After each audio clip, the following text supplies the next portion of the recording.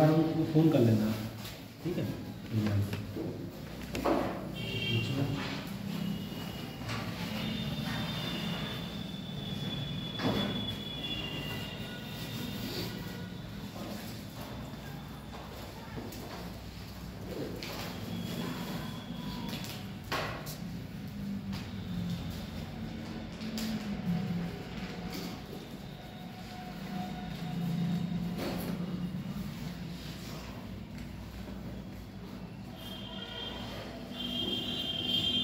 आप लोग भी पढ़ रहे हैं इस पीडीएफ को घर पे?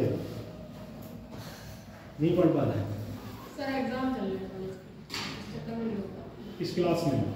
ग्रेजुएशन में। अभी कहाँ चालू है? मिडटर्म चल रहा है। मिडटर्म चल रहा है।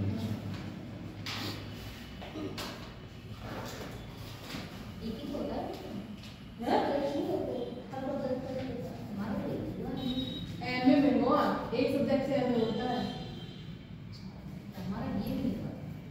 बीए में आपने दिया है ना, बीए में सब्जेक्ट होता है, सब सब्जेक्ट का बीए में सब होता है। बीए में सेमेस्टर वाइज लिखा है। आपने एडीपी में नहीं किया होगा, आपने एजुकेशन पॉलिसी में लिखा होगा आपका, और यहाँ सब देखा है, बीए का प्रैक्टिकल अलग होता है। हां, प्रैक्टिकल अलग, प्रैक्टिकल अलग, फाइल वाला होता है। हमारे लिए अलग है, और आपको पता है साथ में सब्जेक्ट भी होता है, नहीं होता हमारा माइनर लेकर। और एक बात और ध्यान रखना, सभी बच्चे जो क्लास में है वो और जो नहीं है वो भी एनईपी 2020 वाली पूरी पढ़ के जाना, ठीक है?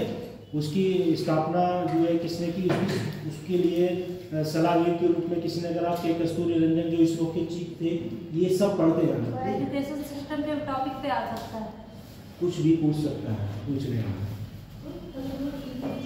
ठीक है? एनईपी 2020 पूरी पढ़ लेना, ना हो किसी से तो पीडीएफ डाउनलोड कर लेना, उसे पूरी पढ़ लेना।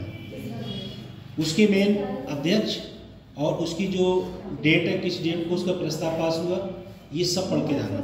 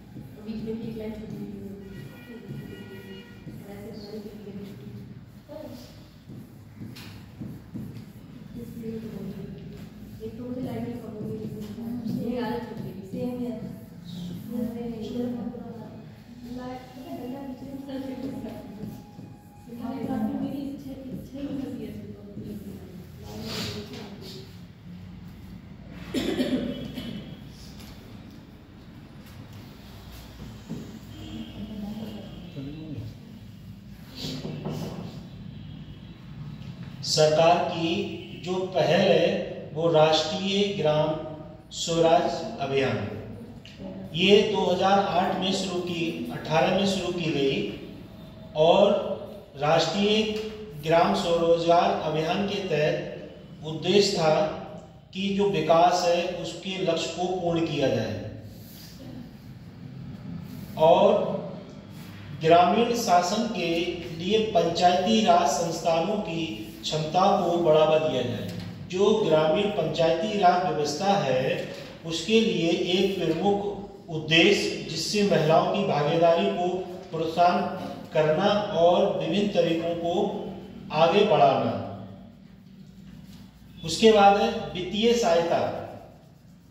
वित्तीय सहायता में जो ग्राम स्तर की जो योजनाएं हैं उनमें उन्हें सहायता प्रदान करना और उनकी जो प्रतिशत भागीदारी है उसमें 10% अनुदान आवंटित करना।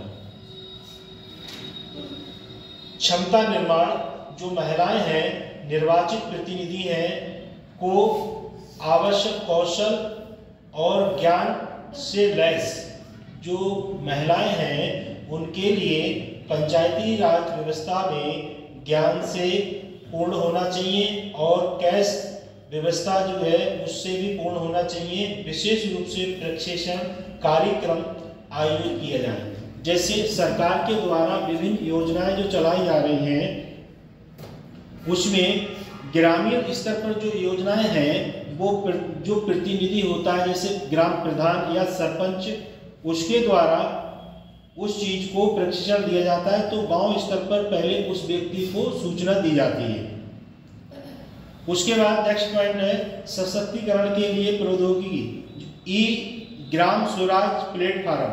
ई का मतलब है इलेक्ट्रॉनिक डिवाइसों के द्वारा, इंटरनेट के द्वारा मोबाइल एप्लीकेशन जैसी पहलों का उद्देश्य या बजट, जैसे विभिन्न प्रकार के जो बजट होते हैं, अब क्या है वो एक ई सिस्टम के द्वारा लागू किए गए। पहले क्या होता था, पेपरलेस बजट पेश किया जाता था, और अब जो सिस्टम है वो ई बजट के रूप में सम्मिलित किया गया है। जैसे ई लर्निंग है, वर्चुअल क्लास है, और ईमेल है, इलेक्ट्रॉनिक सिस्टम है, इंटरनेट सुविधा है, इसके द्वारा उस चीज को प्रस्तुत किया गया है। सक्रिय भागीदारी, जो बजट है उसमें योजना कार्यान्वयन निगरानी सहित सभी ग्राम विकास योजना को विभिन्न चरणों में महिलाओं की सक्रियता भागीदारी को प्रोत्साहन करना। जैसे जो ग्राम स्तर पर योजनाएं हैं वो सरकार क्या करती है, उनकी निगरानी के लिए जैसे ग्राम स्तर पर ग्राम सेक्रेटरी को नियुक्त किया जाता है, और उसके साथ साथ ग्राम प्रधान, जब दोनों लोग उस योजना के लिए ग्राम स्तर पर किसी भी प्रकार का कार्य करेंगे तो उसका सिस्टम उनके लिए जो है ई सिस्टम के द्वारा देना पड़ेगा। और जो कार्य करेंगे उस कार्य के लिए वो क्या करेंगे, एक पोर्टल होता है जिस पोर्टल पे वो कार्य को सम्मिलित करते हैं।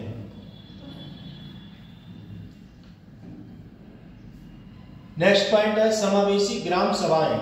जो समावेशी ग्राम सभाएं हैं, महिलाओं को सभा की सिफारिश और चिंताओं को ग्राम सभाओं के एकीकृत पंचायत विकास योजनाओं में प्रतिबद्ध किया जाता है। जैसे ग्राम स्तर पर जो योजनाएं आती हैं और जो पंचायत का प्रतिनिधित्व करता है, जैसे चाहे वो ग्राम स्तर पर महिला प्रधान सही या पुरुष प्रधान सही, दोनों लोग क्या करते हैं, उसका प्रतिनिधित्व करते हैं।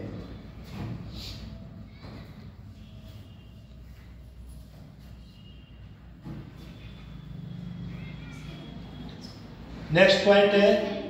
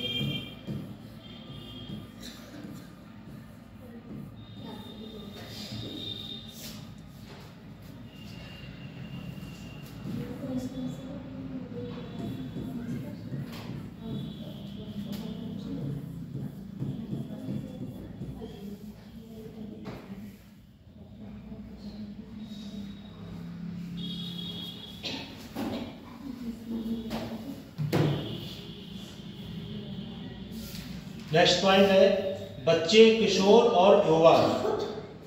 जैसे छोटे बच्चे 0 से 9 साल 12 साल तक के, और उसके बाद 12 से 17 साल के बाद किशोरावस्था, और 17 से 18 के बाद 21 के बाद जब वो 40-45 साल युवावस्था। उसके बाद एक यूनिसेफ ने भारत की सबसे बड़ी किशोर आबादी के लिए प्रतिनिधित्व किया है।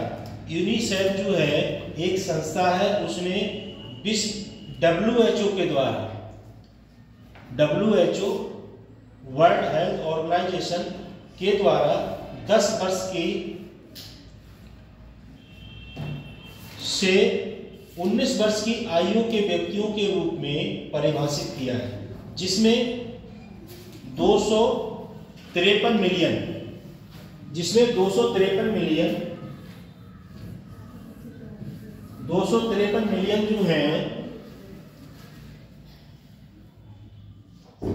आयु के व्यक्तियों के रूप में सम्मिलित किया गया है, और उनकी जो बड़ी संख्या है वो किशोर सुरक्षित, स्वास्थ्य, शिक्षित और निरंतर विकास में सहायता के लिए है।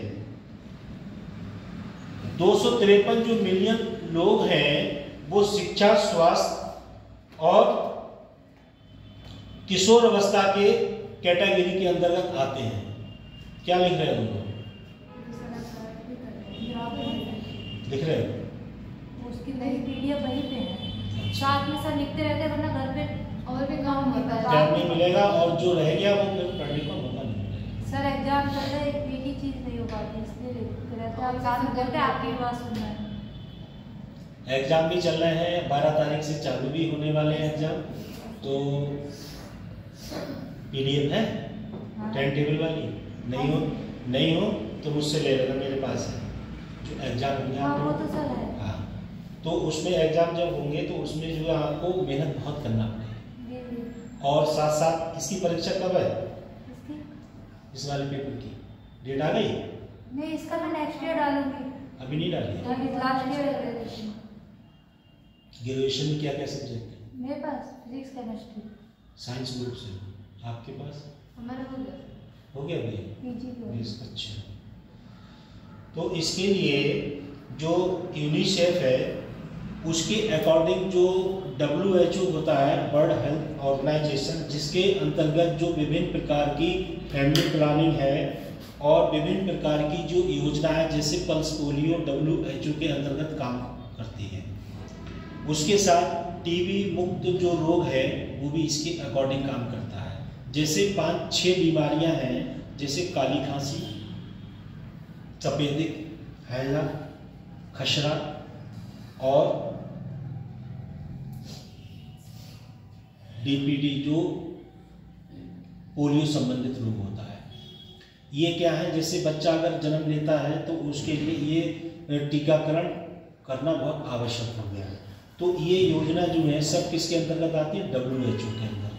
जैसे आपने देखा होगा, आप लोग अगर छोटे होंगे तो उस समय आपके घर पे एक टीम आती होगी, डिब्बा भी उसके साथ होगा, और वो उसके साथ एक आशा बहन जी होंगी और 1-2 लोग होंगे, या फिर आपके पास कोई आंगनबाड़ी केंद्र होगा आपके घर के पास, या कोई स्कूल होगा जहां आपके लिए उस प्रकार की योजनाओं के लिए सम्मिलित करने के लिए एक स्थान निश्चित किया गया।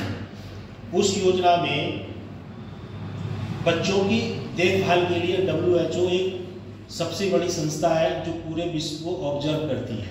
उसके अकॉर्डिंग क्या है? यूनिसेफ।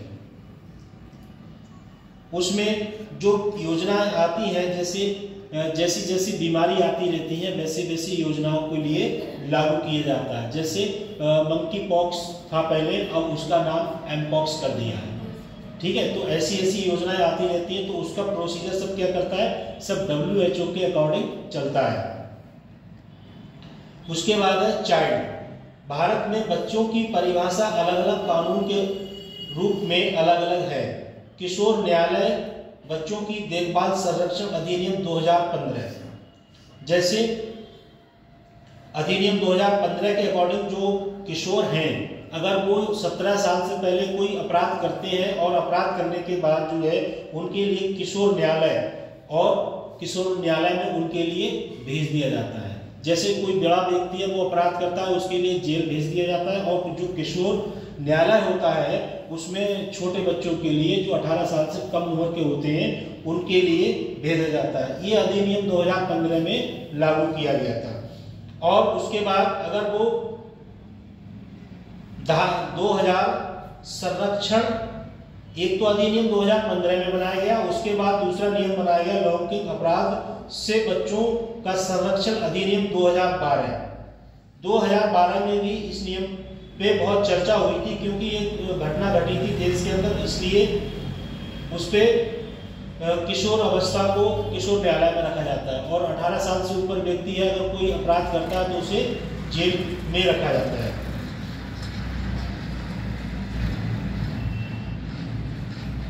उसके बाद है किशोर और युवा। Adolescence science of youth. जो विश्व स्वास्थ्य संगठन WHO है वो किशोरों को 10 वर्ष से 19 वर्ष की आयु के लोगों के रूप में, युवाओं को 15 से 24 वर्ष की आयु के लोगों के रूप में परिभाषित करता है। जैसे आप लोगों ने एक सिस्टम पढ़ा होगा कि जो 10 साल से और 19 साल के बच्चे हैं वो युवावस्था में आते हैं, और जो साइकोलॉजी का सिस्टम है उसमें 12 से 17 तक आते हैं, किशोर अवस्था, जैसे एडोलेसेंस कहते हैं। ये प्रोसीजर क्या है? ये प्रोसीजर जो है WHO के अकॉर्डिंग है।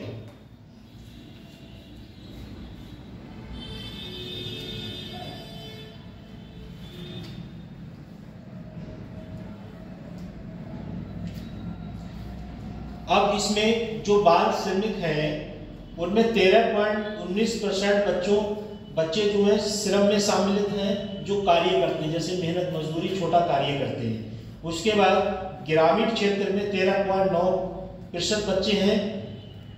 2011 की जनगणना के अनुसार 10.1 मिलियन बच्चे या बाल जनसंख्या के जो प्रतिशत है वो 3.9% है, जिससे मुख्य श्रमिक या सीमांत श्रमिक के रूप में देखा जाता है। अब इसमें जो मृत्यु दर है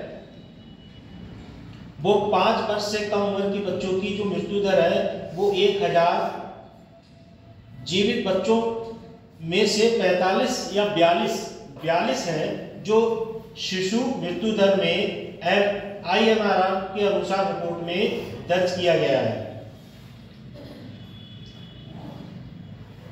उसके बाद है प्रसवकालीन जो मृत्यु दर है वो 1000 गर्भधारण या पर 36 घंटे के प्रति, उसमें 1000 और 32 हो गई है, जिसमें राष्ट्रीय परिवार कल्याण स्वास्थ्य मिशन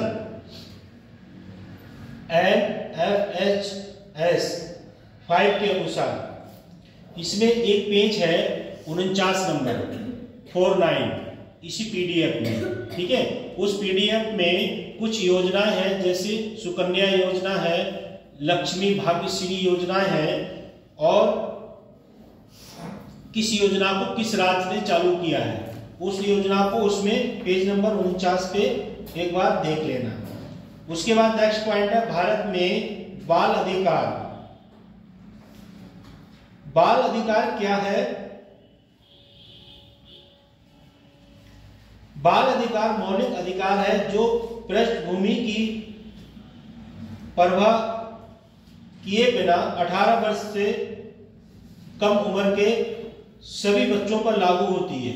जैसे जो बाल श्रमिक हैं, जो बच्चे आपने देखा होगा, जैसे किसी दुकान पे कार्य करते हो, ईंट के भट्टे पे दुकान कार्य करते हो, या किसी मोटरसाइकिल मैकेनिक के कार्य करते हैं, ऐसे विभिन्न प्रकार के कार्य करते हैं और वो 18 साल से कम है, तो वो शिक्षा से क्या होता है, भटक जाते हैं। उनका जो पारिवारिक परिदृश्य है वो शिक्षा पे ज्यादा महत्व नहीं करता है। इसी वजह से सरकार ने बाल श्रम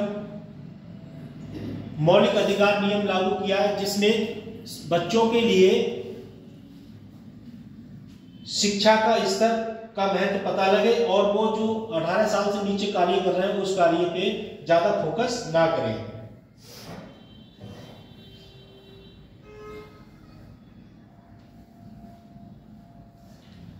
बच्चों से संबंधित मुद्दों से निपटने के लिए पहल और समाधान।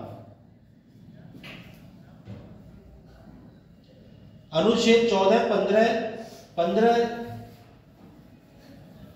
3, 19(1)(a), 21(a), 23, 24, 39(e) और 39(f) के अंतर्गत भारतीय संविधान में बच्चों में साहित्य सभी लोगों की सुरक्षा और कल्याण के प्रावधान किया गया है। जैसे जो बच्चे हैं उनकी सुरक्षा का प्रावधान किया गया है, और उसमें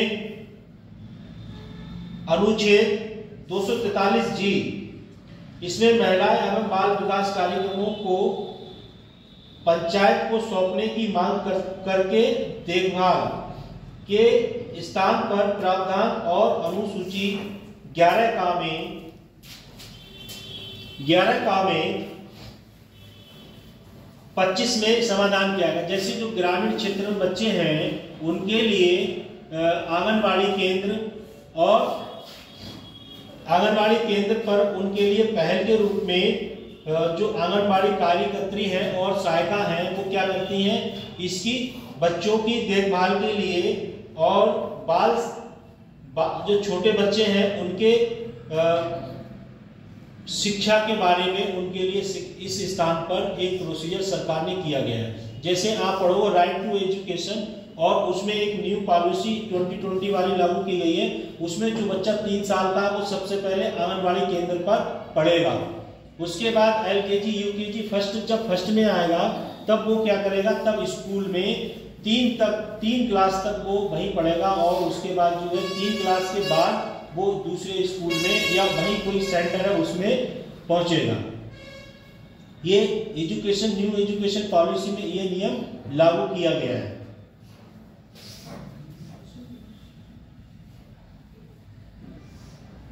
भारतीय दंड संहिता के अंतर्गत कानूनी सुरक्षा।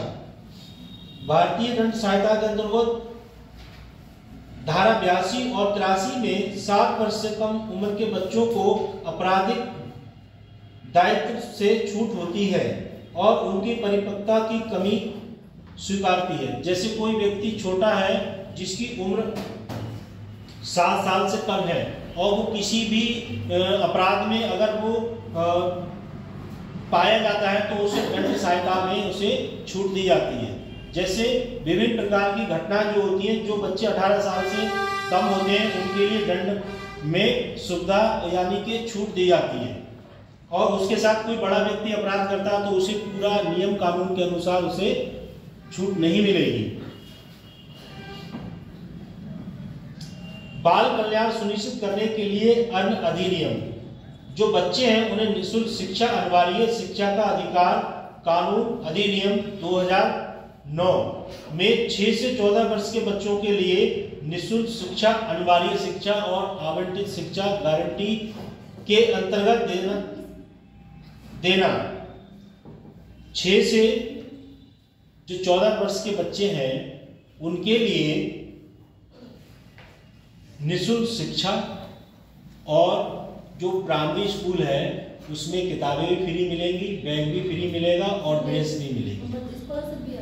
और स्कॉलरशिप भी अगर आपका आय प्रमाण पत्र उस लायक है जिस लायक जो है आप उस कैटेगरी में आ रहे हैं तो आपको मिलेगी। और साथ में भोजन भी मिलेगा, और अब तो भोजन के साथ विभिन्न प्रकार की सामग्री भी मिल रही है। दिन बांट दिया गया, एक दिन मिल्क मिलेगा, एक दिन केला मिलेगा और एक दिन क्या मिल रहा है, वो मिठाई वाली और मूंगफली के दाने पड़े होते हैं उसमें वो भी मिल रहा है।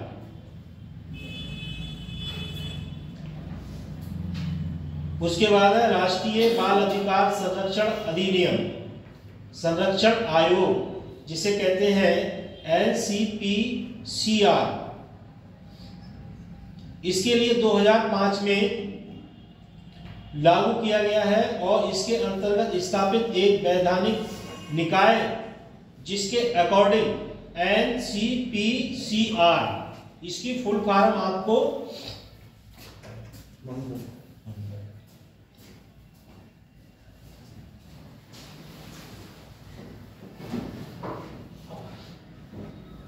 उसके बाद है राष्ट्रीय जन सहयोग एवं बाल विकास संस्थान। महिला एवं बाल विकास मंत्रालय जो है इसकी देखरेख करता है। किसके अकॉर्डिंग आता है, जो आंगनबाड़ी केंद्र है वो किसके अंतर्गत आते हैं, महिला बाल विकास संस्था के अंतर्गत। बच्चों के लिए कल्याणकारी योजनाएं, बच्चों के लिए कल्याणकारी योजनाएं हैं जैसे शिक्षा और स्वास्थ्य। वैसी हर आदमी की जरूरत रहती है रोटी कपड़ा और मकान, ऐसी छोटे बच्चे हैं उनके लिए स्वस्थ रहेंगे तब वो शिक्षा को लर्न अच्छे से कर पाएंगे। और बच्चा स्वस्थ नहीं रहेगा, बीमार रहेगा तो शिक्षा लर्न कर पाएगा, नहीं कर पाएगा। तो इसके फोकस के लिए उन्होंने क्या करा, शिक्षा और स्वास्थ्य। इसके लिए जो राष्ट्रीय स्वास्थ्य मिशन है NHM, नेशनल हेल्थ, इसके जो है राष्ट्रीय स्वास्थ्य मिशन जो है, इसके अंतर्गत प्रजनन, मृतत्व और नवजात बाल और किशोर रणनीति NHM की एक व्यापक पहल है। जैसे छोटे बच्चे हैं,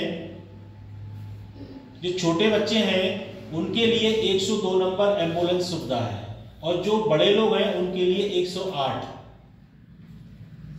ये भी पता होना चाहिए।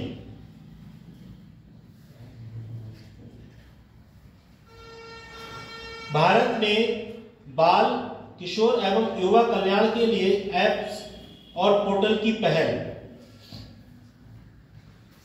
इसमें जैसे ग्रामीण क्षेत्र में युवा कल्याण दल होता है, उसमें कुछ लोग जो हैं उसके सदस्य के रूप में कार्य करते हैं, और जो ग्रामीण क्षेत्र में एक सरकार के द्वारा व्यवस्था होगी, जिसे एक छोटे रूप में स्टेडियम के रूप में जाना जाता है। उसमें जो ग्रामीण क्षेत्र के बच्चे हैं वो स्पोर्ट के रूप में खेल के लिए सीखते हैं और खेल करते हैं। उसके द्वारा ब्लॉक स्तर से जो योजनाएं आती हैं, उस योजना के अंतर्गत उसमें स्पोर्ट के बच्चे भाग लेते हैं। व्यापक राष्ट्रीय बाल नीति 2013।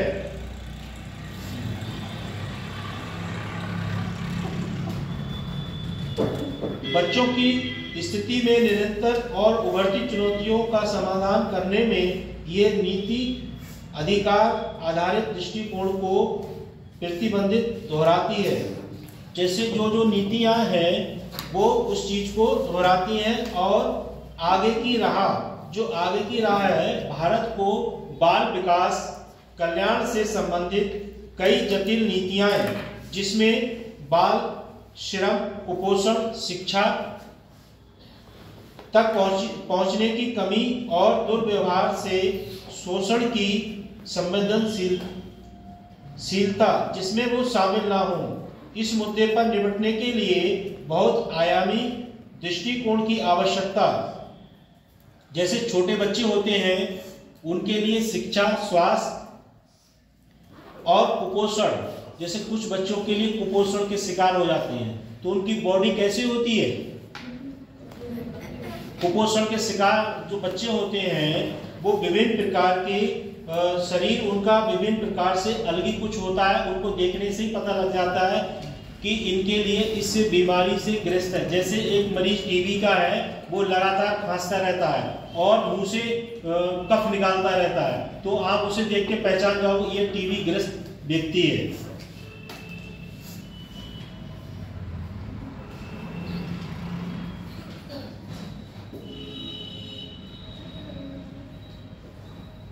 समाचार में रहे चर्चित मुद्दे, जो समाचार पत्र होते हैं या न्यूज होती है उसमें चर्चित मुद्दे रहते हैं। जैसे अभी कौन सा मुद्दा चल रहा है चर्चा में बहुत ज्यादा?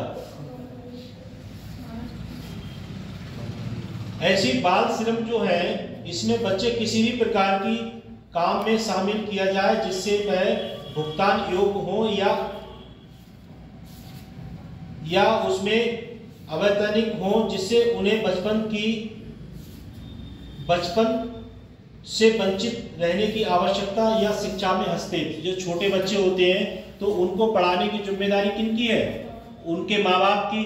और माँ बाप अगर वो शिक्षित नहीं है तो बच्चे पे ज्यादा फोकस नहीं करते हैं, और हो सकता है बच्चा किसी पड़ोसी या अपने मोहल्ले में किसी की संगत में पड़ जाता है तो वो अपने परिवार के लोगों पर ज्यादा महत्व देता है, उसके साथ लग के तालमेल बना के और शिक्षा को बेहतर कर लेता है। क्योंकि कुछ शिक्षा का माहौल ऐसा भी होता है, परिवार से भी मिलता है, पड़ोस से भी मिलता है, और एक जो माहौल जिसमें आप रह रहे हैं उसको देखने से भी माहौल को पता लग जाती है, जिससे कि बच्चे जो है शिक्षा को बेहतर बना सके। चरण सिंह, बताओ शिक्षा कैसा माहौल है गांव के अंदर? ठीक है,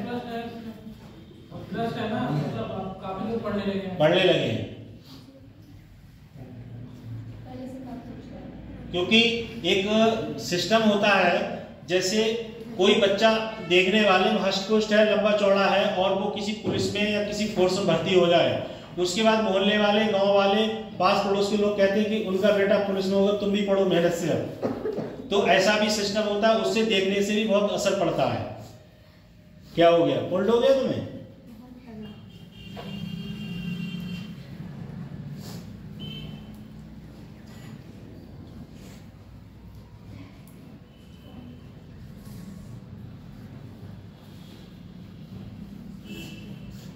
उसके बाद नेक्स्ट पॉइंट है बाल विवाह समाप्त करने के वित्तीय लाभ। जो बाल विवाह जो था उसके लिए समाप्त करने के लिए सरकार ने विभिन्न नियम और कानून के अकॉर्डिंग उसको लागू किया है, जिससे कि जो लड़की है उसकी आयु कितनी है,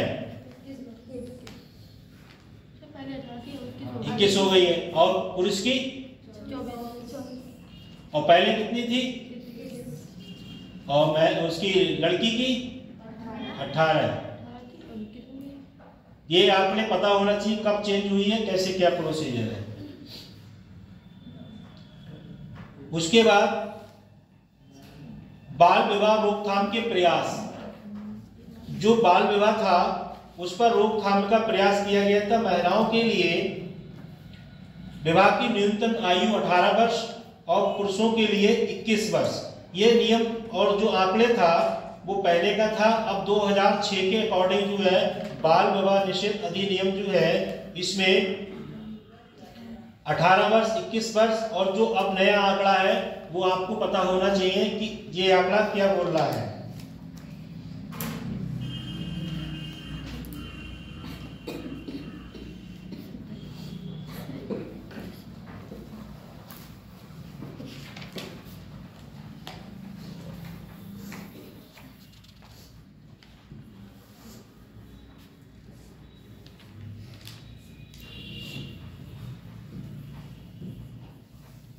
बाल विवाह निरोधक अधिनियम 1929 और बाल विवाह निषेध अधिनियम 2006।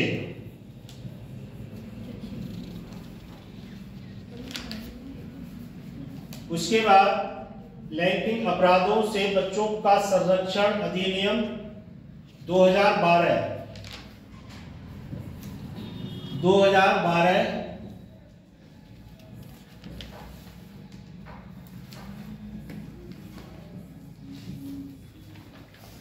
2012 में एक नियम लागू हुआ था जिसमें बच्चों के साथ विभिन्न प्रकार के अपराध हो रहे थे, तो उन्होंने एक धारा को सम्मिलित किया गया जिसको कहते हैं पास्को। तो पास्को भी इसमें सम्मिलित है। उसके बाद हिंदू विवाह अधिनियम 1956। हिंदू विवाह अधिनियम जो है वो कब लागू हुआ था, 1956 में।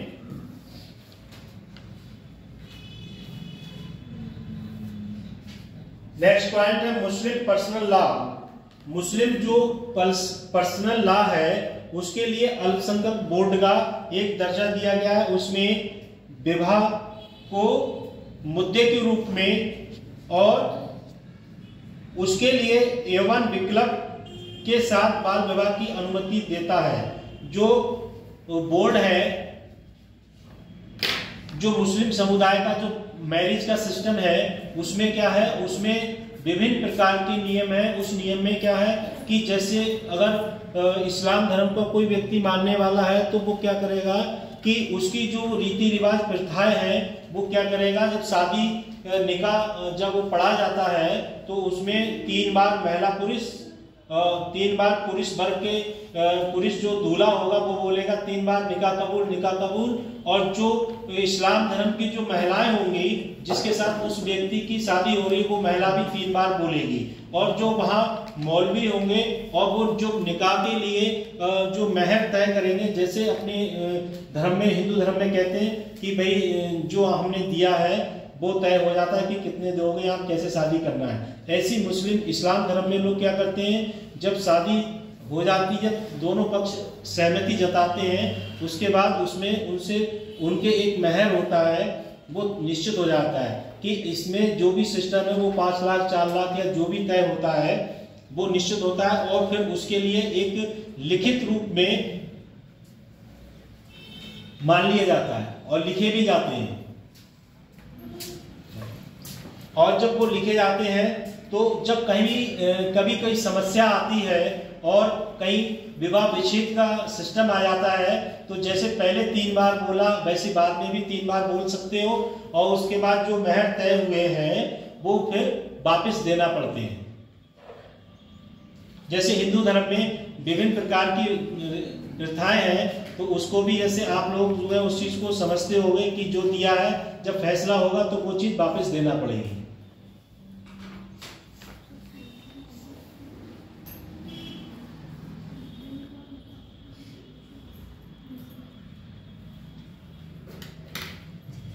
इसके बाद ये सब नोट कर लो जरा फटाफट।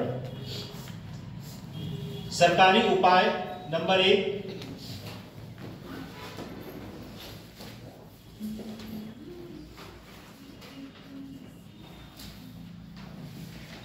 जन जागरूकता अभियान। मीडिया के माध्यम से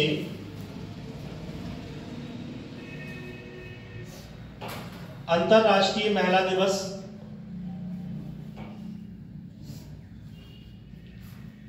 और राष्ट्रीय बालिका दिवस के रूप में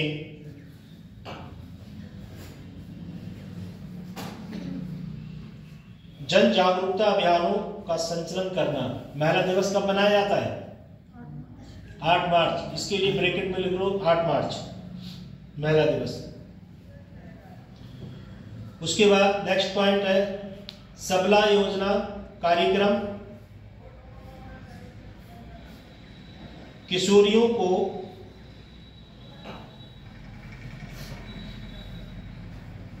PCMA, इंग्लिश में लिखो PCMA,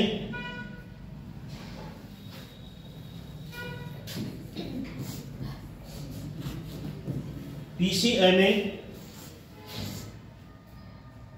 सहित अनेक कानूनी अधिकारों के बारे में शिक्षित करती है।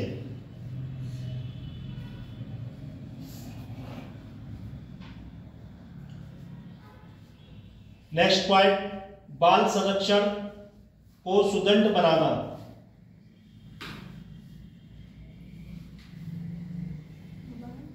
संरक्षण को सुदृढ़ बनाना।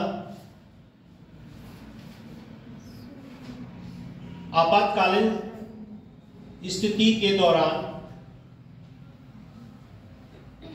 बाल संरक्षण कार्यकर्ताओं को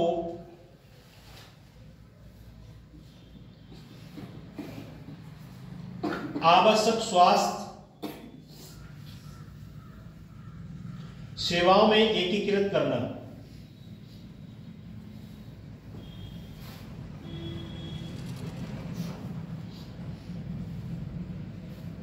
नेक्स्ट पॉइंट,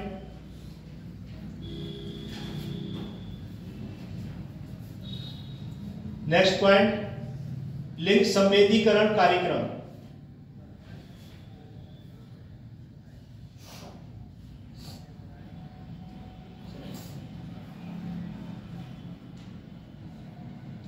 लैंगिक मुद्दों और बाल विवाह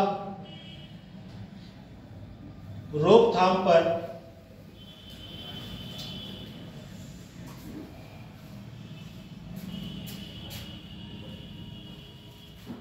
बाहर तो बहुत ठंड हो रही है, कमरे में तो कम लग रही है, बाहर बहुत ठंड हो रही है। रोकथाम पर पुलिस और गैर सरकारी संगठनों को प्रशिक्षण देना।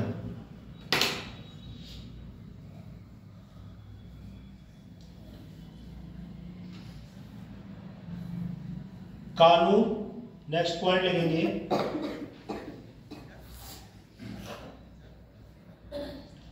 कानून प्रावर्तन।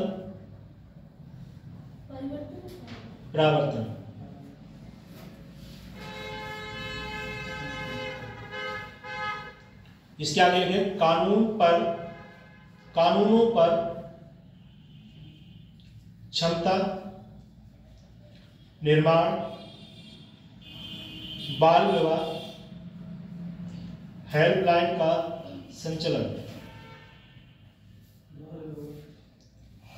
बाल विवाह हेल्पलाइन का संचालन। ब्रैकेट में लिखेंगे उदाहरण के लिए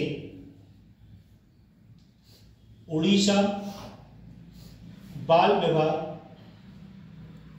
प्रतिरोध मंच।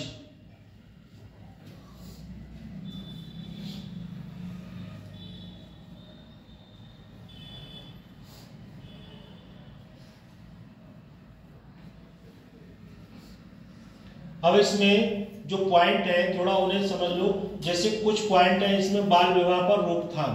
जैसे कोई व्यक्ति अगर जबरदस्ती बाल विवाह करता है तो आप पुलिस को फोन करेंगे, तो पुलिस जब आएगी तो सबसे पहले दोनों पक्षों को क्या करेगी, अपने कस्टडी में ले लेगी और लेने के बाद दोनों तरफ के लोगों से कहेगी पुलिस कि आप जन्म प्रमाण पत्र दिखाइए या टीसी दिखाइए या कोई मार्कशीट दिखाइए, कोई ऐसा आरडी प्रूफ दिखाइए जिसमें आपकी डेट ऑफ बर्थ 18 साल से ऊपर हो।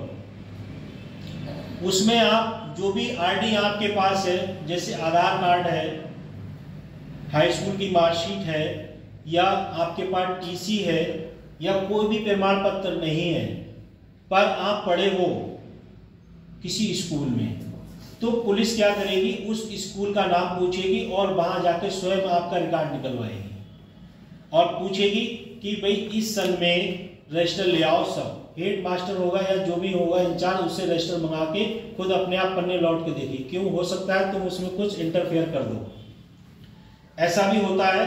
तो उन्होंने क्या करा, पूरा रिकॉर्ड मंगा लेंगे और मंगाने के बाद वो सब अपने आप रिकॉर्ड देखेंगे। जैसे आपने देखा होगा सीबीआई और ईडी जब छापा मारती है तो सबको अलग कर देती है, फिर उसका प्रक्रिया अपने आप अपनाती है।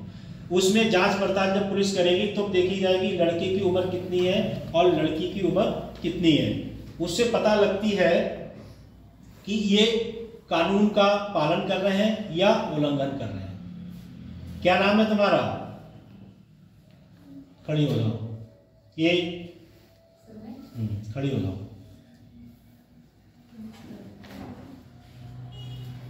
क्या नाम है? मनीषा। खाली मनीषा हो या मनीषा कोराला हो? है मनीषा।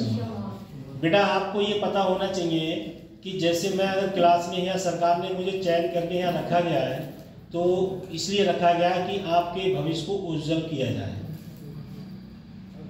इसलिए नहीं रखा गया है कि क्लास में आप मोबाइल चलाओगी तो आपको कुछ पता नहीं लगेगा, पूरी साल पढ़ती रहोगी और जब पेपर आएगा तब पता लगेगी कि फिर तो कहोगी सर ने कुछ पढ़ाया ही नहीं।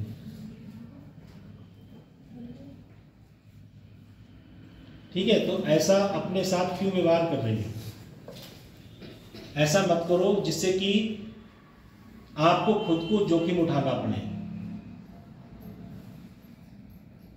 ठीक है, ऐसा मत करो क्योंकि ये आपके लिए लाभकारी नहीं है। अब मोबाइल चलाना जैसा समझो वैसे चलाओ, मगर जब क्लास चल रही है तो मोबाइल मत चलाओ। ठीक है, बैठ जाओ।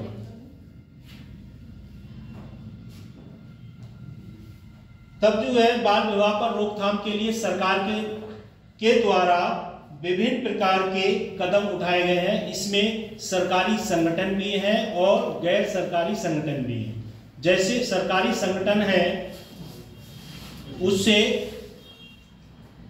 जैसे पुलिस के द्वारा उस चीज को रोका जाना और किसी एनजीओ के द्वारा उस चीज को रोका जाना। जो गैर सरकारी संगठन है उनके द्वारा रोके जाना। जैसे एनजीओ वगैरह आपने सुना होगा, एनजीओ एक संस्था, प्राइवेट संस्था होती है जो उस चीज को आगे बढ़ाती है और उस पे एक्शन लेती है, तो प्रशासन के लिए सूचना दी जाती है।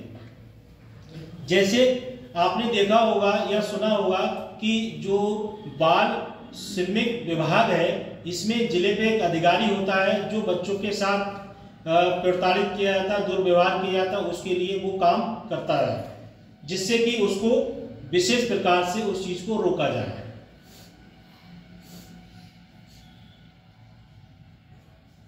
उसके बाद है आगे की राह जो है वो शिक्षा जो बालिकाओं हैं उनको सशक्त बनाने के लिए, सामुदायिक दृष्टिकोण बदलने के लिए उनकी जो शिक्षा है उसको बढ़ावा देना। जैसे जो महिलाएं हैं वो शिक्षा भी ले रही हैं और कहीं उनके लिए विभिन्न प्रकार की समस्या आती है तो सरकार के द्वारा रानी लक्ष्मीबाई प्रशिक्षण दिया गया, जिसमें जूडो, कराटे और ताई कमांडो जैसी प्रशिक्षण दिया। जैसे कहीं महिला के लिए कोई परेशानी अगर आ रही है और वो ऐसे सिस्टम में वहां फंस जाए, अगर जूडो कराटे जानती है तो 2 फाइटों में बराबर वाले को क्या करेगी, मार के गिरा देगी। क्योंकि जूडो, कराटे और जे ताई कमांडो ऐसा सिस्टम है कि अगर इसका पंच आपको आता है तो समझ लो कि सामने वाला आपसे टक्कर नहीं ले पाएगा। तो इसलिए सरकार के द्वारा इस चीज को निकाला गया। जैसे कुछ बच्चे जो होंगे ग्रामीण क्षेत्र के होंगे, उनके यहाँ जो प्राइमरी स्कूल हो, जूनियर स्कूल होगा 6 से 8 वाला, इसमें फिजिकल एजुकेशन टीचर रखा गया है। वो टीचर जो उन बच्चों के लिए ये चीज सिखाता है। और उसके बाद जो सामुदायिक दृष्टिकोण है उससे क्या है, उनका जो सामुदायिक दृष्टिकोण है उससे स्वास्थ्य भी रहेगा और उसको प्राप्त करने में उसकी शिक्षा को भी बढ़ावा मिलेगा। जैसे आप शिक्षित हो तो आपको आगे बढ़ने की चांस अच्छे रहेंगे।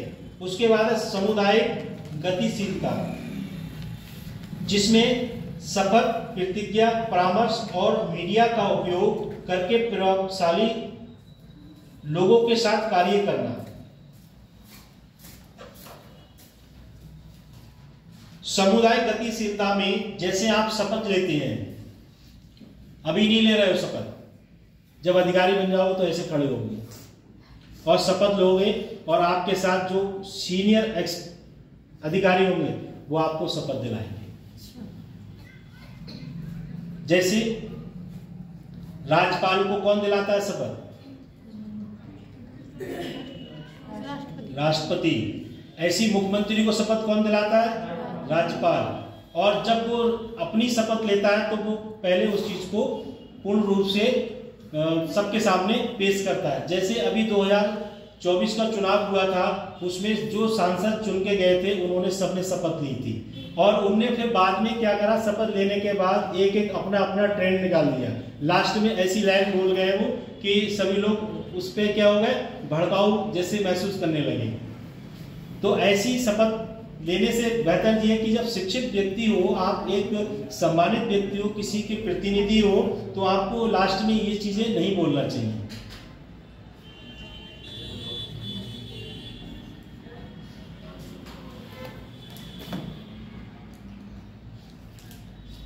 उसके बाद है मादक पदार्थों के दुरुपयोग के खिलाफ सरकार की पहल। भारत सरकार के संविधान में राज्य के नीति निर्देशक सिद्धांतों का अनुच्छेद 47 में राज्यों की सार्वजनिक स्वास्थ्य सुधार में और नशीले पेयजल एवं दवाओं के लिए सेवन पर प्रतिबंध लगाना। जैसे जो राज्य हैं, सरकार को इसमें क्या करना चाहिए, जो नशीले पदार्थ हैं उस पर प्रतिबंध लगाना चाहिए। और प्रतिबंध के साथ साथ जो है, जैसे कोई व्यक्ति अगर नशीली पदार्थों का सेवन करता है तो वो अपने जीवन अच्छे से जी पाएगा?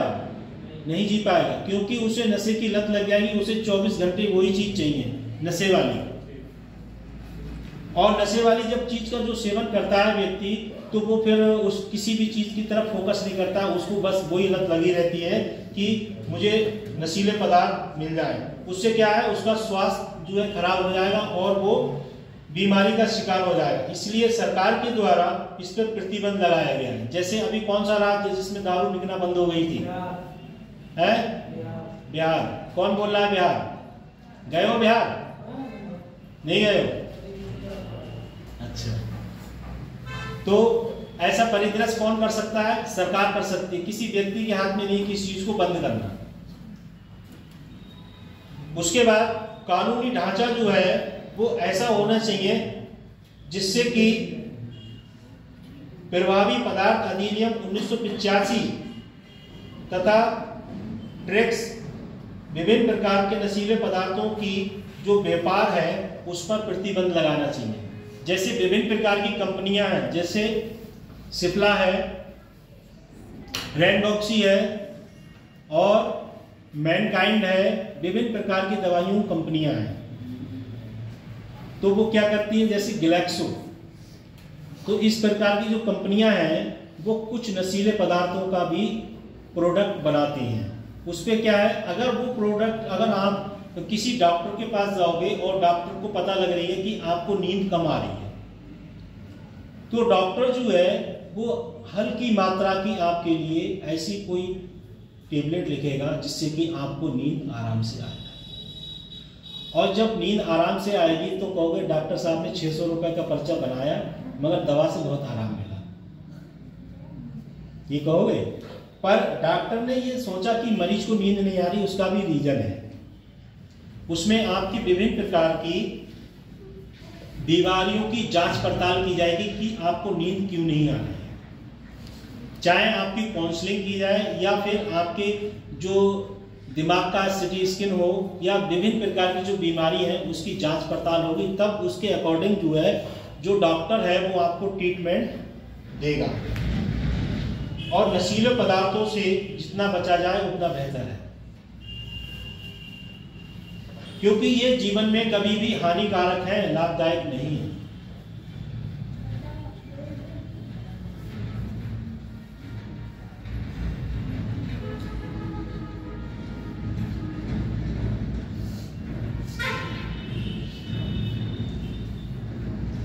एकीकृत बाल विकास योजना 1975 में शुरू की गई बाल विकास सेवा, जिसमें ICDS योजना में आरंभिक बचपन के विकास के लिए महत्वपूर्ण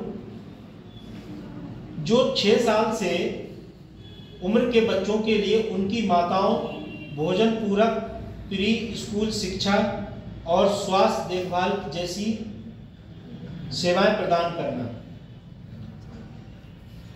इसमें जो प्री शिक्षा है, अब जो बच्चे आएंगे, छोटे बच्चे जो हैं जो प्री शिक्षा लेंगे, उनके लिए सरकार ने NEP 2020 में सबसे पहले आंगनबाड़ी केंद्र, बाल वाटिका, जिसमें पूरी दीवार पुती होगी, उस पर ABCD लिखी होगी, छोटा बड़ा लिखा होगा और सभी छोटे छोटे जानवरों के छोटे छोटे चित्र बने होंगे, जिससे कि उस चित्र को देख के बच्चा पहचाने। जैसे ये जो चित्र लगा है और ये चित्र ना लगा हो तो आपसे पूछा जाए कि भाई आपने इस व्यक्ति को कभी देखा ही नहीं है, तो आपसे पूछा जाए ये व्यक्ति कौन है, तो आप नहीं बता पाओगे।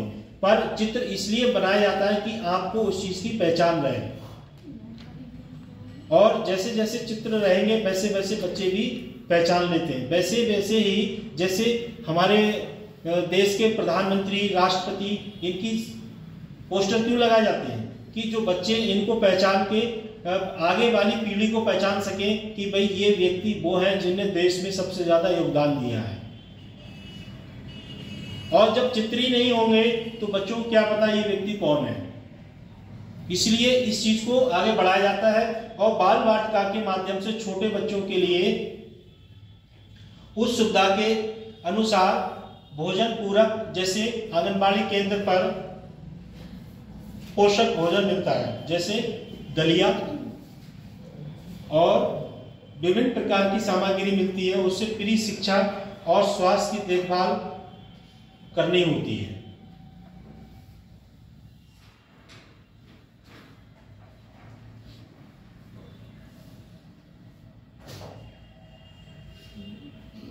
उसके बाद नेक्स्ट पॉइंट है गोद लेने को नियंत्रित करने वाले मौजूदा कानून, जैसे हिंदू दत्तक ग्रहण तथा भरण पोषण अधिनियम HAMA 1956 अधिनियम के अकॉर्डिंग किसी भी धर्म में विदेशियों को गोद लेने की अनुमति, जो गोद लेने की अनुमति है वो किसी भी विदेशियों को गोद लेने की अनुमति देता है। जैसे हमारे देश में जो उच्च लेवल पर कमेटियां होती हैं उसमें जो है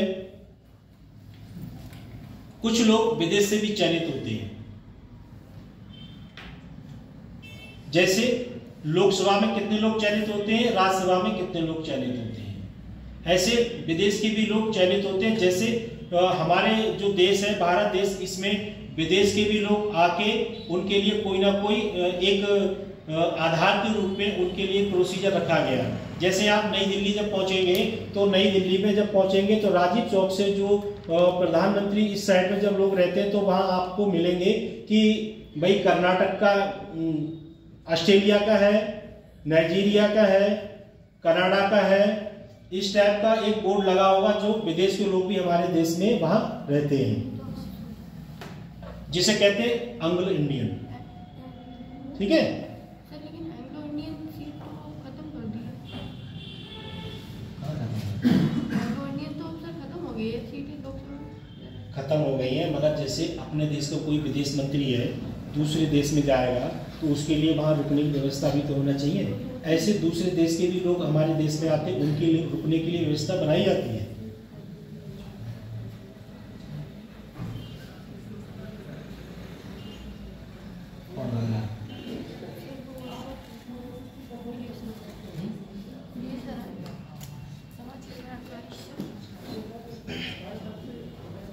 भारत में गोद लेने की प्रक्रिया को आसान बनाने की पहल किशोर न्यायालय बालकों की देखरेख और संरक्षण अधिनियम 2015 में संशोधित अधिनियम 2021 के अंतर्देशीय दत्तक ग्रहण प्रक्रिया को आसान बनाना। इस संशोधन के तहत केंद्रीय दत्तक संरक्षण प्राधिकरण CARA को सीधे देशीय अंतर्देशीय गोद लेने संबंधित प्रक्रिया को नियंत्रित करने के लिए गोद लेने के लिए, जिससे कि उसमें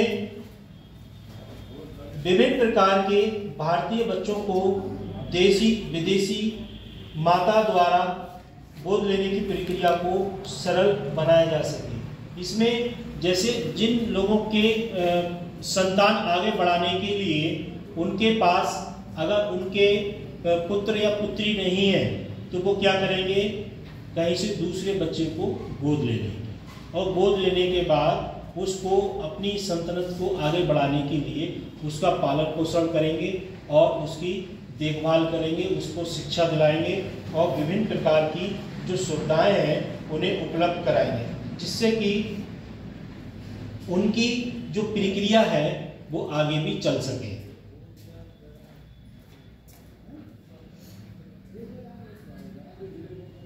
उसके बाद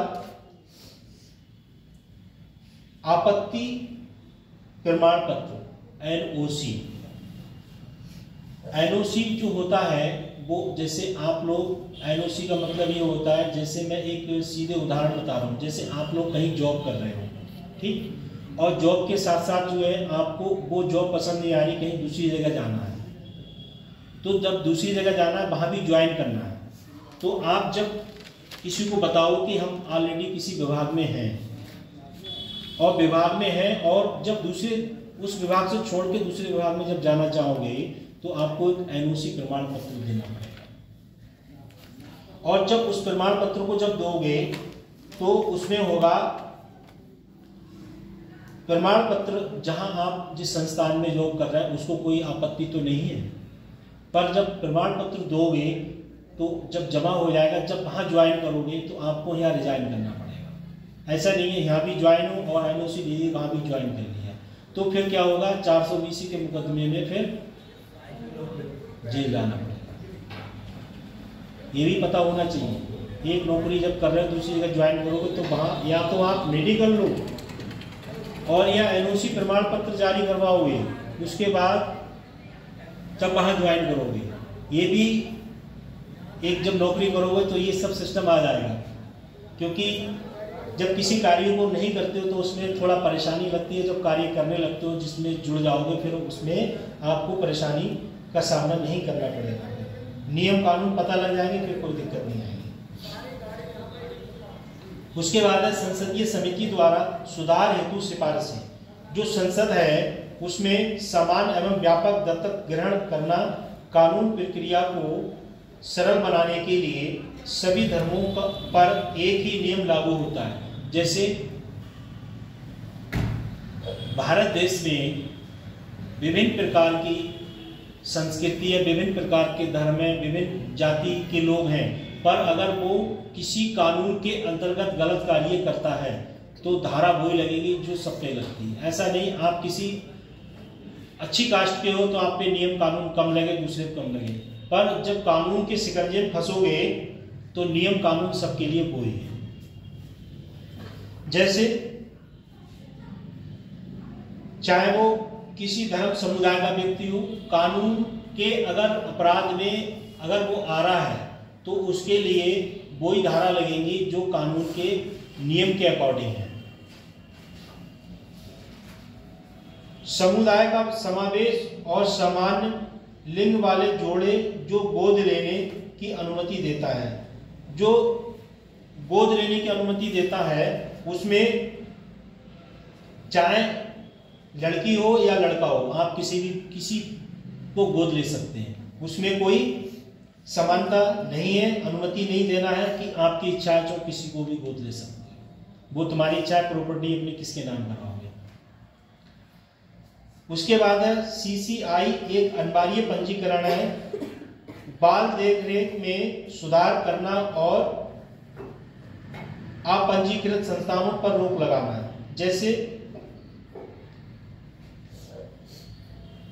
न्यू बेबी बॉर्न है, अगर उसका जन्म प्रमाण पत्र बनना है तो इसको कोई व्यक्ति नहीं बना सकता, ये सरकार के अकॉर्डिंग है। जब उसकी डेट ऑफ बर्थ है उसके अकॉर्डिंग सरकार के माध्यम से प्रमाण पत्र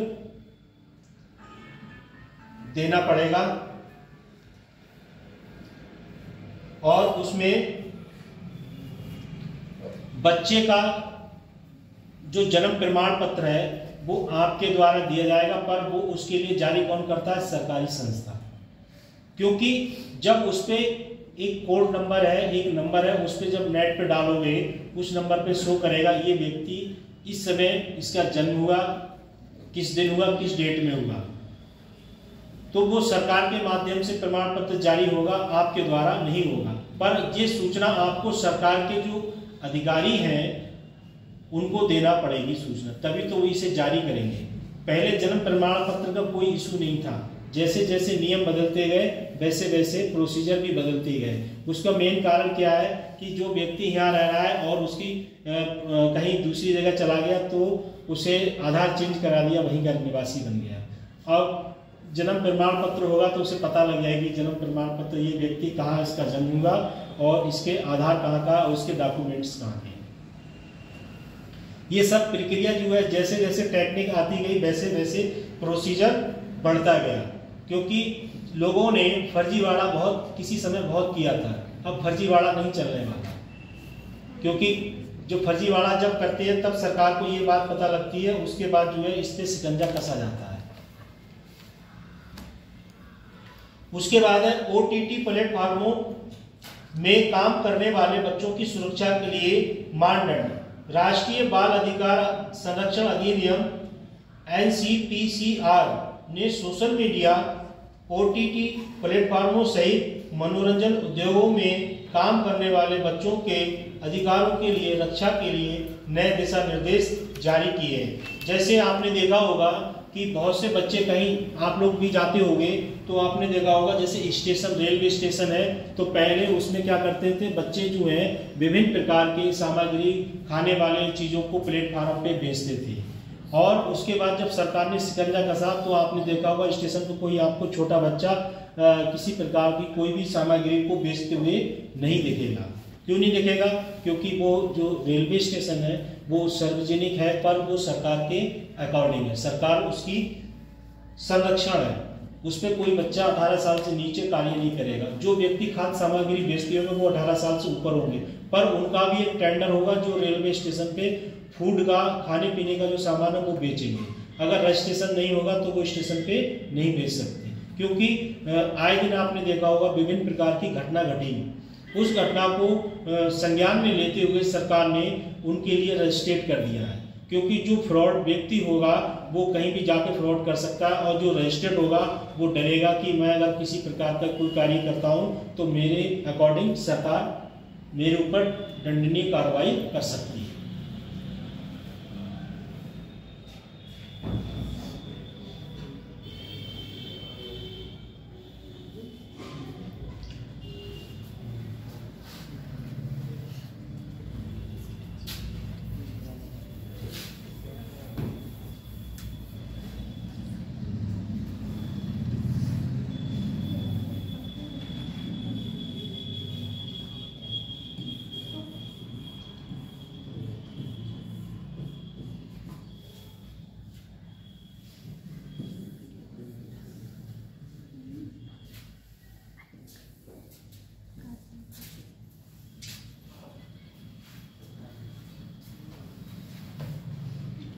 UMEED जो छात्र हैं वो आत्महत्या को करने के लिए स्कूल के लिए मसौदा दिशा निर्देश, जैसे आपने देखा होगा कि जो बड़े बड़े शिक्षा संस्थान हैं वहाँ बच्चों के ऊपर बहुत लोड रहता है और लोड रहने के बाद जो है वहाँ रैगिंग का भी सिस्टम है। तो जब कोई व्यक्ति रैगिंग से परेशान हो जाता है और शिक्षा का जो संस्थान है वहाँ भी उसे प्रताड़ित किया जाता है, तो बच्चे क्या करते हैं, टेरिस से ऊपर जाके नीचे कूद जाते हैं और आत्महत्या का शिकार बनते हैं। फिर जो है माँ बाप कहते हैं कि भाई हमने तो बच्चा IIT में भेजा था और बच्चा जो है वहाँ जाके उसकी मृत्यु हो गई। पर कुछ सिस्टम ऐसा होता है, कोई व्यक्ति आत्महत्या ऐसे नहीं करता है, किसी ना किसी कारणवश किसी ना किसी रीजन के अकॉर्डिंग जो है वो क्या करता है, आत्महत्या कर लेता है, जिससे कि जो छात्र होते हैं चाहे वो बॉयज से या गर्ल्स से, तो जो है वो आत्महत्या कर लेते हैं। उससे उनका जो सिस्टम है उससे जो है उनके लिए संवेदना ऐसी होना चाहिए कि परेशानी तो जीवन का संघर्ष है, परेशानी तो आती है और जाती है, जैसे जेब में पैसा रहता है और नहीं भी रहता है, ऐसी परेशानी भी आती हैं और जाती हैं। जैसे सपोज करो सुख और दुख जो दोनों हैं, अगर दोनों एक ही पे रहेंगी, एक चीज एक व्यक्ति पे रहे तो वो क्या जीवन अपना यापन अच्छे से करेगा। ऐसी सुख और दुख जो है दोनों क्या है, एक रूप से भाई बहन है कि अगर सुख आएगा तो आपको दुख भी झेलना पड़ेगा और दुख आएगा तो सुख भी उठाना पड़ेगा। क्यों? इसलिए उठाना पड़ेगा कि जब आपकी जैसी नीति है, जैसे कार्य हैं, उसके अकॉर्डिंग आपको उसका फल भी मिलेगा। अगर गलत कार्य किया है तो उसका आपको खामियाजा भी उठाना पड़ेगा। गलत कार्य किए हैं तो दुख भी उठाना पड़ेगा और अच्छे कार्य किए हैं तो सुख उठाना पड़ेगा। जैसे अगर लोगों की मानसिकता बदल जाती है, जब अच्छे कार्य करोगे तो लोग आपकी अच्छी पहचान करेंगे और गलत कार्य करोगे तो गलत पहचान होगी, जिससे कि वो जीवन में कभी भी आपके लिए लाभकारी नहीं होगी। ऐसा कभी नहीं होना चाहिए, जिसका लिया कभी नहीं दिया, तो फिर क्या होगा, तो आपको जीवन भी ऐसी व्यतीत करना पड़ेगा और जीवन में परेशानी भी उठाना पड़ेगी। ऐसी छात्र जो आत्महत्या रोकने के लिए स्कूल में केंद्रीय शिक्षा मंत्रालय द्वारा उम्मीद, समझ, प्रेरणा, प्रबंधन, सहानुभूति और सशक्त विकास, इसके बाद जो MUMM एक ही बार लिखा है, 2 बार है इसमें,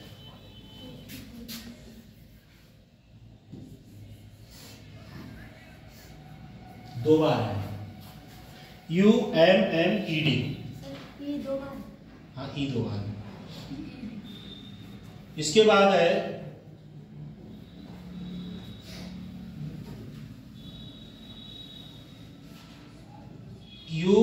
UMMED understand, motivate, manage, empathy, power development. शीर्षक से जारी मसौदा शिक्षा निर्देश का उद्देश्य है कि छात्रों की जो संवेदना है, समझ है, उसको सामर्थ्य और बढ़ाकर स्कूल में छात्र आत्महत्या को संबोधित करना, इसके प्रत्येक बच्चे को कल्याण सुनिश्चित करना। जैसे जो बच्चे आत्महत्या के लिए कर लेते हैं तो उसके लिए सरकार ने विभिन्न प्रकार के मसौदा बना के तैयार किए हैं। जैसे MBBS की पढ़ाई पहले इंग्लिश में हुआ करती थी, अब हिंदी में भी जारी हो गई है, क्योंकि जो व्यक्ति हिंदी मीडियम का पढ़ा हुआ है तो वो इंग्लिश मीडियम की जो लैंग्वेज है उसे समझने में उसे बहुत दिक्कत आती है। ठीक है, तो उसमें सरकार ने मसौदा तैयार किया है और ये कोई व्यक्ति के हाथ में नहीं, ये सरकार के द्वारा है, जिसमें हिंदी और इंग्लिश लैंग्वेज है इसका इस्तेमाल किया गया है, जिससे कि जो बच्चे हैं उनके ऊपर प्रेशर ज़्यादा ना रहे और प्रेशर के साथ साथ जो है वो किसी प्रकार की घटना के शिकार ना बने। और घटना के अगर शिकार बनते हैं तो किसी किसी के जैसे एक ही बच्चा है और उसके लिए MBBS करने के लिए भेज दिया गया और वहाँ जाके उसने किसी घटना का शिकार हो गया, तो अब उसका जो परिवार है उसकी जो है वो सीन जो है किसी से बर्दाश्त नहीं होता है। क्यों नहीं होता है? जब उसके परिवार में एक ही व्यक्ति है और उसका भी अंत हो गया तो फिर जिंदगी जीने का सिस्टम जो है वो बेहतर नहीं रहेगा। ऐसे ही जो आत्महत्या है उसको संबोधित करने के लिए सरकार के द्वारा विभिन्न प्रकार के जो कदम उठाए गए हैं उससे दिशा निर्देश प्रमुख घटक हैं स्कूल वेलनेस टीम SWT का गठन किया गया है। उसमें प्राचार्य के नेतृत्व में इन टीमों का संगठन की स्थिति से निपटने के लिए आत्म क्षति के लक्षण प्रदर्शित करने वाले छात्रों को तत्काल सहायता प्रदान करने के लिए प्रशिक्षित किया जाता है। जैसे आपने देखा होगा कि अब तो रैंकिंग का सिस्टम बहुत कम हो गया है। जो रैंकिंग होती थी उसका सिस्टम कम हो गया है, बहुत ना के बराबर रह गया है और कहीं कहीं जो है ये सिस्टम बहुत बेहतरीन तरीके से था, तो उसमें जो है लोगों के लिए बहुत परेशानी का सामना करना पड़ता। तो जो सीनियर थे वो जूनियर को टिकने नहीं देते थे, क्योंकि हम लोग भी जब पढ़े थे तब भी ऐसा ही सिस्टम था। और उस सिस्टम में जब व्यक्ति जाता है तो फिर रैंकिंग का जो सिस्टम होता है उसमें उस चीज को कोई व्यक्ति ऑब्जर्व कर पाता है और कोई व्यक्ति अपने आप में ये ऑब्जर्व नहीं कर पाता है। उसके बाद शिक्षक और परिवार उन्मुखीकरण, जो छात्रों की आत्महत्या के बारे में जागरूकता बढ़ाने के लिए विभिन्न हितधारकों के बीच क्षमता निर्माण के लिए शिक्षकों और परिवार के सदस्यों के लिए वार्षिक उन्मुखीकरण कार्यक्रम आयोजित किया गया। जैसे किसी बच्चे का जब एडमिशन होता है, छोटे स्कूलों की बात अलग होती है, गई तो मम्मी एडमिशन कराए या पापा कराया। जब बड़े बड़े संस्थानों में जब जाते हैं तो उनके फैमिली वालों का भी बैकग्राउंड देखा जाता है कि ये व्यक्ति शिक्षित है या नहीं है, या इनका जो परिदृश्य है वो किस टाइप का है। और जो बच्चे हैं उनके लिए विभिन्न कार्यक्रमों के द्वारा जागरूक किया जाता है, जिससे कि वो इस घटना के शिकार ना बने। उसके बाद जो है उसमें एक आपने सुना होगा गाइडेंस एंड काउंसिल। उसमें जो व्यक्ति अगर एडमिशन विभाग में इस टाइप का एक विभाग होता है जिसमें वो व्यक्ति जो है एक अपने आप में ट्रेंड व्यक्ति होगा और किसी व्यक्ति को किसी प्रकार की समस्या है तो उसकी वो क्या करेगा, काउंसिलिंग करेगा। काउंसलिंग करने के बाद उसे पता लग जाएगी कि इस व्यक्ति के अंदर क्या समस्या है, जिससे कि ये आत्महत्या करने के लिए लोगों के द्वारा उकस रहा है या लोग इसे प्रताड़ित कर रहा है, तब ये आत्महत्या करने का प्रयास कर रहा है।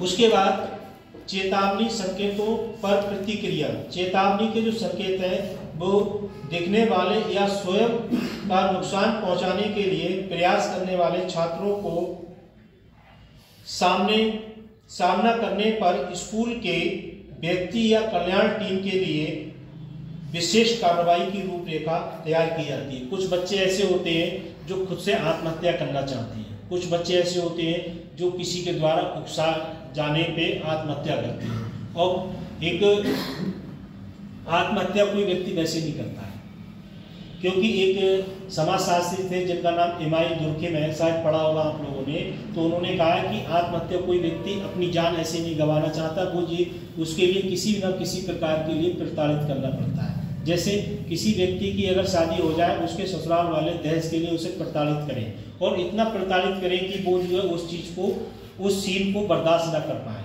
तो आपने देखा होगा कि पूरे घर जो है गहन अपराध में विलीन हो जाते हैं। तो उसका रीजन यही होता है कि आप किसी व्यक्ति को प्रताड़ित इतना करो जितनी उसकी सीमा होती है, और सीमा से, लिमिट से बाहर जब चले जाओगे तो व्यक्ति वो आत्महत्या करने के लिए मजबूर हो जाता है। और आपने देखा, अब तो चलो थोड़ा बहुत कम हो गया है, पहले ये घटना ज़्यादातर घटती रहती थी। और अब इस पे सरकार ने विभिन्न प्रकार की रोकथाम भी की है।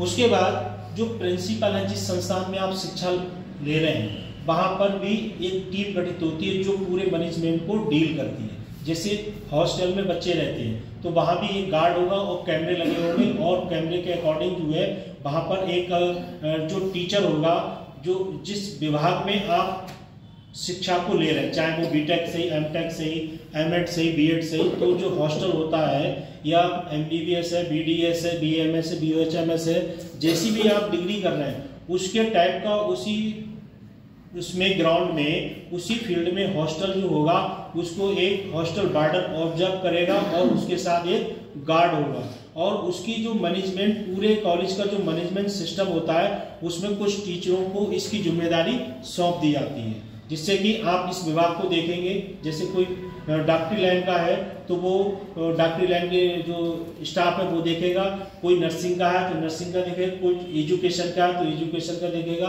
कोई टेक्निक का है तो टेक्निक का देखेगा।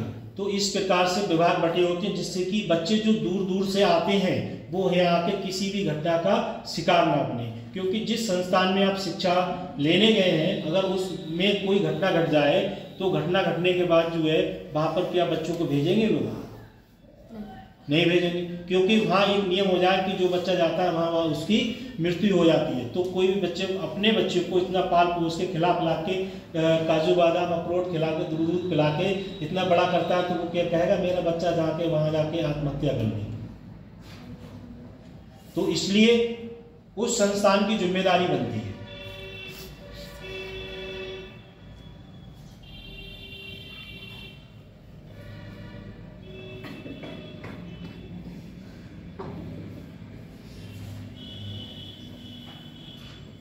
चलो इसे बंद कर दो।